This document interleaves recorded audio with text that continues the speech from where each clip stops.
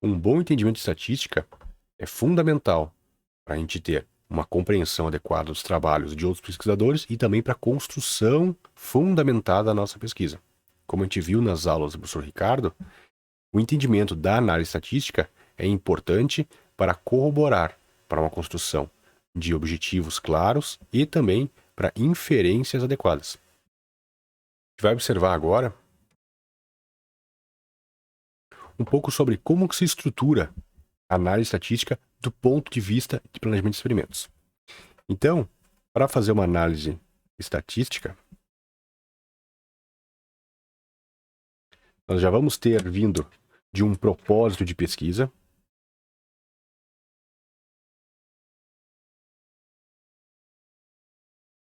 e a gente está buscando agora parametrizar ou buscar dados que vão ser as nossas observações para dar estrutura ao nosso trabalho. Os dados que nós vamos encontrar, ou melhor, a forma de correlacionar as informações, ela pode ser por comparação, que é no caso de eu ter uma modificação de um material, então eu vou ter um material puro e um material modificado. A diferença entre eles é a minha comparação. Então, é um tipo de estatística que busca diferença entre as coisas. Um outro tipo de análise é uma análise de relacionamento. Que é quando eu busco ver se existe uma conexão entre dois grupos. Isso gera efeitos de causalidade.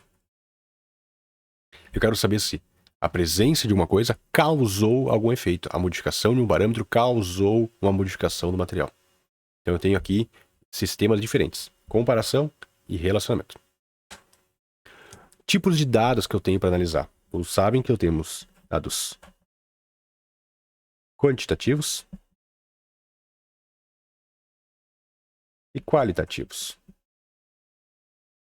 Dados quantitativos, muitas vezes são chamados de dados contínuos. E dados qualitativos, em geral, a gente chama de categóricos. As categorias.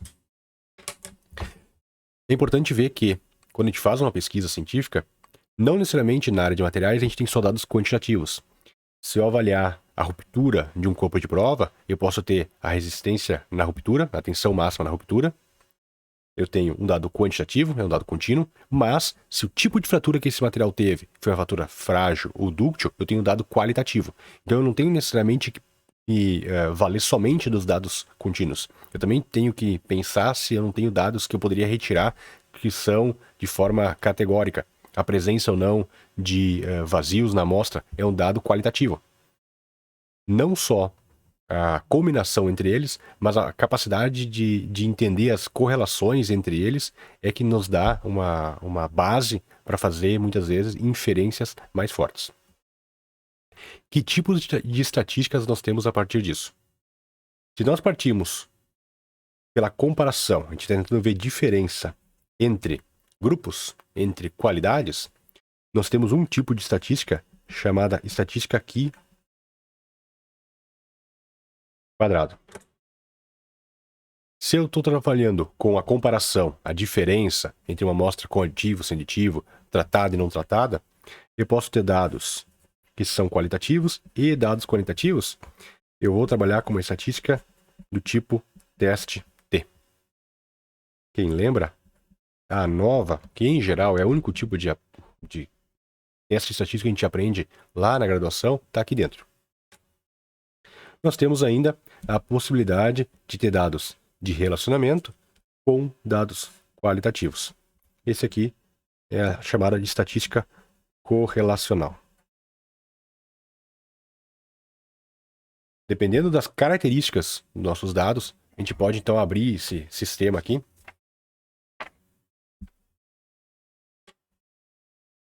Da seguinte forma. Então, lembrando,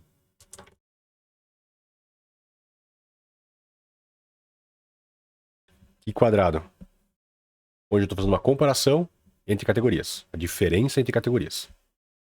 Dentro dessa estatística, o que a gente faz obviamente são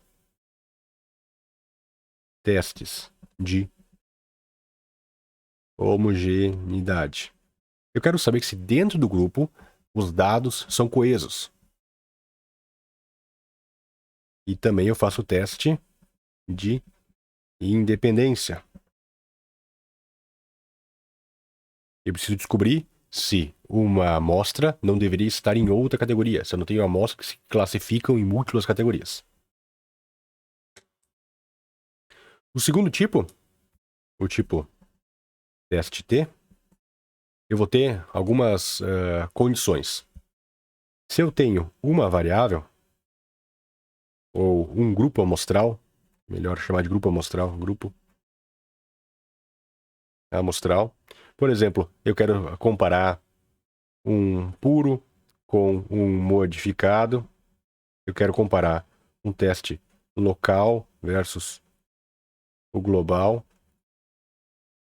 Eu tenho uma testes T de uma amostra.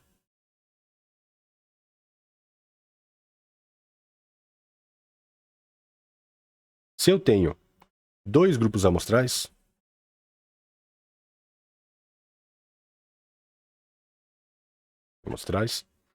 eu vou ter o tipo duas amostras não pareado, que é um outro arcabouço estatístico para verificar essa comparação aqui. Em geral, eu vejo isso aqui na diferença de grupo versus grupo. Por fim, eu tenho 3 ou mais grupos amostrais. Então eu quero comparar tipos de aço diferentes, eu vou ter várias ligas de alumínio diferentes, eu vou ter vários grupos que eu vou comparar, esses grupos vão me dar dados diferentes. Então eu tenho, qual é o tipo de análise estatística que eu tenho aqui? Aqui nós entramos com a nova. Então aquilo que a gente aprende em geral na graduação, se vale somente quando eu tenho teste T e quando eu tenho 3 ou mais grupos. Além disso, eu preciso verificar se que a função do sistema nova é basicamente verificar se algum dos grupos se destaca dos demais. É a única função da estatística nova. Por fim, eu tenho a minha estatística correlacional.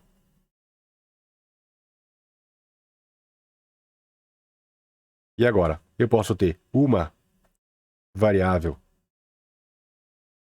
independente e uma variável dependente. Eu tenho um tipo de estatística para ela. Se eu tiver uma múltiplas independentes e uma dependente, eu tenho outro tipo. Para esse sistema aqui, nós temos correlação de Pearson. Nós temos esse sistema aqui, nós vamos entrar com regressão. Então aqui é bom para ter uma visão geral sobre os tipos estatísticos que nós podemos aplicar, uma análise estatística que a gente vai aplicar, sendo que tudo isso somente é válido se a nossa população possui distribuição gaussiana, distribuição normal. Se nós tivermos outro tipo de distribuição da população, essa estatística não se aplica, nenhuma dessas variáveis. E aí nós temos um ponto fundamental. É importante saber previamente qual é o seu tipo de distribuição da sua população de amostras ou da sua população de material, né? Qual é de forma que ele, por exemplo, rompe em um impacto, para verificar se nós estamos utilizando o tipo de característica adequado, ou o tipo de análise adequado. Então é importante entender um pouco desses conceitos antes de partir realmente para uma análise estatística, chegar até o final do trabalho e descobrir que está utilizando o arcabouço errado, está utilizando a ferramenta errada.